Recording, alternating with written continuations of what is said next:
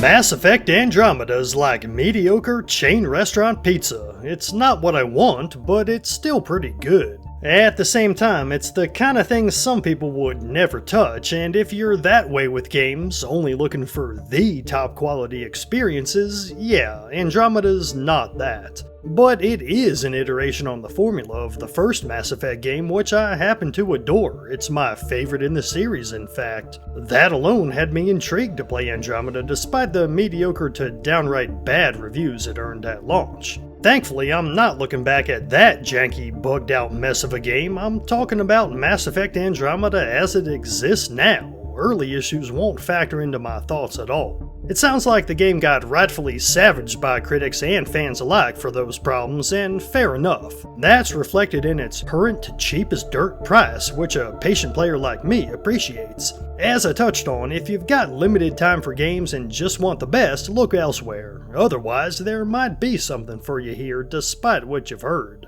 Anyway, even after all the updates, bugginess remains an issue, albeit not too bad of one. I didn't see any of the heads popping off or limbs flying around that were all over the internet post-release. Visually speaking, everything's mostly fine now. Yeah, this chick's still meme-worthy and a few other characters look fairly goofy, but she's by far the worst offender. Ugh, what the hell? Andromeda likes to hang on occasion as well, sometimes for several seconds, though this didn't happen more than a handful of times in my 40-hour playthrough. I did get one full-on crash, unacceptable for a new game at full price, but I don't mind too much in the context of a game I bought for $10 and went into assuming the worst. Life's about perspective, folks. Plus, the game autosaves what seems like constantly anyhow. Speaking of constant, keep a constant pressure on that like button and consider subscribing. I talk RPGs and only RPGs, and your feedback really helps the channel reach more fans. Anyway, overall performance ain't the best on my launch PS4, but that's on par for most open world games of the time, so again, I'm not bothered. You can at least turn off motion blur to actually see the environments while playing. Imagine that! Good thing too, cause this game's packed with beautiful alien scenery. It's maybe not as crazy as I'd hoped, given the new galaxy full of unlimited possibilities, but that fits the world building. Mass Effect has always focused on inhabitable Earth-like planets, places where humans and similar species can thrive. Andromeda takes this a step further, putting you on the crew of a colony ship with a mission to find a new home in our nearest neighboring galaxy. Nearest still means super damn far, of course, allowing the writing team to skip ahead 600 years for what's essentially a fresh start. Your character, Ryder, with the first name and sex of your choosing, stays frozen in cryosleep during the trip. After some opening events, he, I played as a guy, gets named the new Pathfinder in place of his father, which lets him play a similar role to Commander Shepard's Spectre status from the original trilogy. Ryder's not in charge of the Andromeda Initiative, rather he possesses a special advantage, one that gives him alone the authority to make key decisions about the inhabitation effort, artificial intelligence via chip in his brain. Now, if you're a Mass Effect fan who hasn't played Andromeda, you might be thinking, huh? AI in a Mass Effect game? AI's banned in the Mass Effect universe. It's what led to the threat of the Geth, and we know how that turned out. And you'd be correct, only that was the Milky Way. We're in Andromeda now, baby. New galaxy, new rules. Except not quite. Andromeda actually explains its use of AI in a way that I'm okay with. It's a limited sort of AI, developed in secret by a special team back in the Milky Way right before the Reaper madness went down at the end of Mass Effect 2. It works by integrating into a human's brain, only capable of interfacing with its host, in our case, Ryder. Ryder's AI, nicknamed Sam, talks to him like a second voice inside his head, enabling him to make decisions normal people aren't capable of, thanks to its lightning-fast processing, data lookup, and cognitive abilities. This also works as a handy explanation for gameplay mechanics such as scanning the environment. See a piece of weird alien tech? You can scan it to have Sam identify what it might do and fill out your codex. That's pretty clever, however there's not as much to scan as I'd hope. This ain't Metroid Prime. Only certain locations, usually during story missions or side quests, have scannable items at all. That's a bummer, I'd hoped for more. Unfortunately, Andromeda has a habit of teeing up interesting ideas like this and then neglecting to pay them off from a story, gameplay, or lore perspective. Each new mechanic managed to keep my attention for a couple dozen hours, sure, but not for as long as the game wants me to play, given how many quests there are. This reeks of lack of development time or a troubled dev cycle, and I've heard Andromeda suffered from both. So, the game justifies its use of AI in a relatively satisfying way, helped by the fact that we're in a new galaxy. Appropriately, however, not everyone trusts the AI, nor writer, and while this doesn't get fleshed out as much as I'd like, at least some of the writing team did their job well. Andromeda's got spades of that classic Mass Effect sci-fi goodness with deep lore. If you loved reading the codex in Mass Effect 1, you'll be pleased with what's on offer here. Of course, interest in lore don't mean much if a game can't keep your interest through gameplay, and that's where Andromeda becomes what you make of it. You either buy into the premise enough to get into the exploration, or you don't. Personally, I get serious Mass Effect 1 vibes here, as I mentioned, with some of Mass Effect 2's flavor mixed in, which kept me interested for a good long time. For one, everyone's favorite trusty planetary rover from ME1, the Mako, is back, only now it's a decked out beast called the Nomad. Exploring planets feels more fun than ever thanks to the 6-wheel drive mode and booster, which you can even upgrade with resources mined from planets. Yep, planet mining is back and works like in ME2. While I know many players find this kinda boring, and fair enough, for me it's oddly relaxing. It ain't super involved, but it scratches that exact right OCD spot on my brain to bring me great bliss. For a while anyway. I just wasn't as into Andromeda compared to previous entries, and certainly didn't mine every planet. Again, while I spent easily 80 hours with Mass Effect 1, I was ready to move on from this game in half that time, leaving plenty unexplored. What's different about Andromeda then? Well, it's not as hooky as the previous games. None of the characters match up with the best of those from Mass Effect 2 or even 1, nor does the overarching story, and the lack of a central Citadel-like area makes the game feel more segmented and thrown together instead of cohesive. Yeah, you're exploring multiple planets and taking on side quests to improve the living conditions on each, but there's not much of a story thrust to this besides find a new home and survive. Even your ship doesn't match up against the Normandy. If you've played Mass Effect 2 or 3, you'll be right at home with Andromeda's combat. It's the same, expanded further.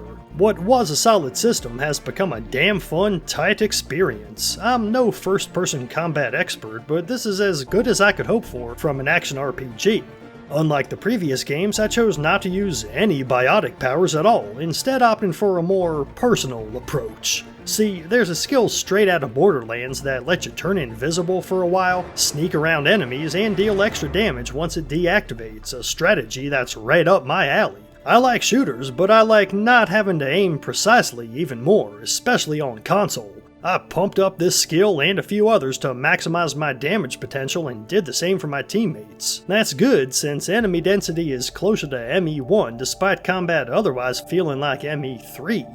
Min-maxing instead of trying to play jack of all trades works wonders here, letting me tear through most encounters with ease. Yet, in the true spirit of RPGs, Mass Effect Andromeda also lets you take on tough bosses as soon as you reach the planet they're on. You can start the quests required to reach them whenever you want.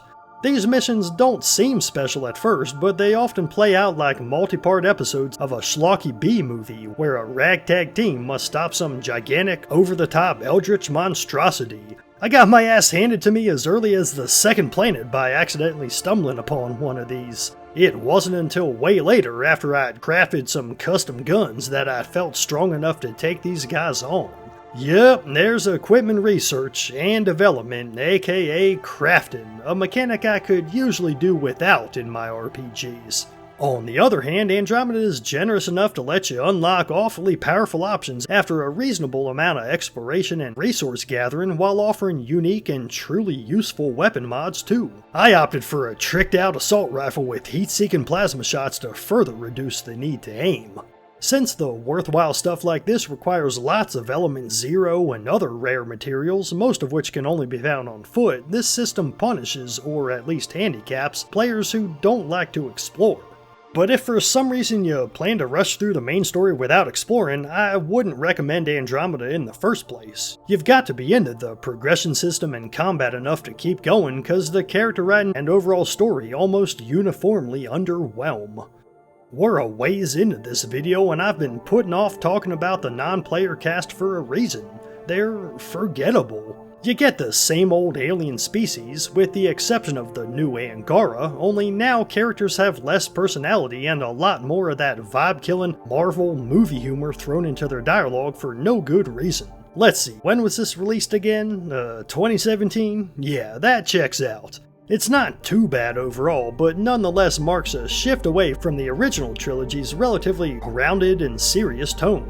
The structure, however, remains similar. Much like previous games, Andromeda puts a big emphasis on recruiting a squad and getting to know each member through their personal missions. Like Mass Effect 1 in particular, the game also boasts an impressive amount of side characters with their own storylines, quests, and even romance options, such as your shipmates Lexi, the Asari doctor, or Suvi, the science officer. Even Sam gets his own quests, which can be cool, but kinda grow repetitive.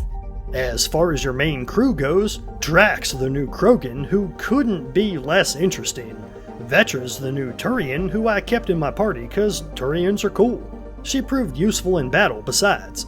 I did her whole questline, but I was more interested in PB, a peppy yet only occasionally annoying Asari ruffian, and the most fun to talk to. Her loyalty missions are nothing special, just your standard convince the lone wolf to fully join the squad stuff, but I went through them and ended up romancing her. More on that in a bit. There's Liam, a fratty, endearing, but ultimately boring human bruiser, and Jaal, an alien rogue of sorts who you're not supposed to trust at first, even though it's clear there's nothing to worry about from the simple fact that he's a party member. Andromeda's storytelling never gets ambitious enough to try any sort of long-game double agent plot. I lost interest in him pretty fast. Then there's Cora, your second in command. She's actually an alright character, but her design makes it hard to take her seriously. It's that generic boss bitch artist self-insert vibe, ugh. Plus, the way she and a lot of other characters talk feels straight out of 2015, and not like how people might sound in the future. The previous games are guilty of this to some extent, but it's much more prominent here. I eagerly await the day big budget games start hiring some better writers who can pull you into their worlds instead of making everything so goofy. So I did like two of the characters, PB and Vetra, enough to play through all of their personal missions, while others I dabbled in a bit before moving on to save time. Maybe I'm getting tired of this specific brand of RPG. I'd welcome some new innovations to the formula to make me want to go through these motions again. The one saving grace when it comes to characters is that Ryder squeaks by with enough development thanks to his AI unit, as well as, in my case, his sister Sarah, who ends up in a coma for a good chunk of the game. Cliché plot point? Sure, but it works well enough. In one cool sequence, you manage to talk to her via linking into her own AI. She's part of the Pathfinder program too, you see. The dialogue here affects a conversation after she wakes up, and while not comparable to some of the trilogy-spanning options from previous games, Andromeda's full of these kinda small but fun choices. One aspect that's not fun is the romance. In previous games, I found most of the flirty dialogue lame and stiff, and here is more of the same. Romancing a fictional character in a video game ain't for me though. At the same time, if that is what you're after, I suspect there's better games for it, like visual novels or something. The main story starts out kinda brilliant, but as expected from all the criticism, fails to go anywhere interesting. Aside from Ryder's goal to find and transform viable planets by doing side quests, there's also the threat of the Ket, who are Andromeda's generic antagonist species bent on dominating planets for themselves. You'll also meet the Angara, this galaxy's discount version of the Asari. I kid, I actually think they're pretty well done as far as a new Mass Effect race goes. I just wish there were more alien species than we got. One friendly race, one foe, and that's about it. Unfortunately, the devs felt the need to include another ultimate bad guy who poses a threat to the whole galaxy, the Archon, who's a ripoff of the Reapers in more ways than one. He uses ancient technology from a long-extinct godlike race. He controls another species, the Ket, even converting Angaran people into new Ket, and it's all stuff I've seen done better before, including in previous Mass Effect games. What a bummer. I think the story would have benefited by focusing wholly on developing and improving planets, with more mechanics centered around that, all while battling threats that, while relatively minor scale, involve interesting characters and writing. You could still have a big bad, but make him a nuisance in only one system. Then intertwine writer's role in the plot with other cool stories happening elsewhere. That's what the first Mass Effect did. Shockingly, the opening dozens or so hours of Andromeda mostly do deliver this, before things quickly fall apart into generic sci-fi schlock. I eventually stopped doing side quests much sooner than I would in a better game, mainlined the rest of the story, and was done after that. Got 4 planets reasonably explored, made some strong guns, finished the personal missions for the 2 characters I liked, and that's enough. That's how these big open world RPGs that lean toward the mediocre side tend to go. I'll usually enjoy them enough to finish, but run out of steam on the optional content since it doesn't grab me for long. Here, I'd start quests, but as soon as I got bored with them, I'd forget about them, and I wish that weren't the case. I wanted a more compelling experience from Andromeda, but it's safe to say BioWare ain't got it anymore, especially after their recent output. RIP to what used to be a great studio. And that's just how things work out. Devs leave, producers move on, it's easy to lose the magic. In the end, Mass Effect Andromeda's solid enough, I guess, but nothing special. It feels like a ton of other games I've already played, yet it has got satisfying combat with decent enemy variety. There's not enough quality here to spend 80 hours going for 100%, but I had plenty of fun mucking about for half that time. So, does Mass Effect Andromeda deserve its reputation? I gotta go with no. It's by no means a must-play, and I wouldn't recommend it to anyone who hasn't played the original trilogy. But it's not some abomination. I'm happy I played it. It's worth romping through another Mass Effect for a while, even a watered-down variety. If you're looking for something like Mass Effect 1 with the understanding that its highs aren't nearly as high, then maybe check it out. Thanks for watching. I've been Leon from RPG Haven. Leave a like for that algorithm, subscribe for more videos on RPGs, let me know in the comments if you ever gave Andromeda a shot, and have a blessed day.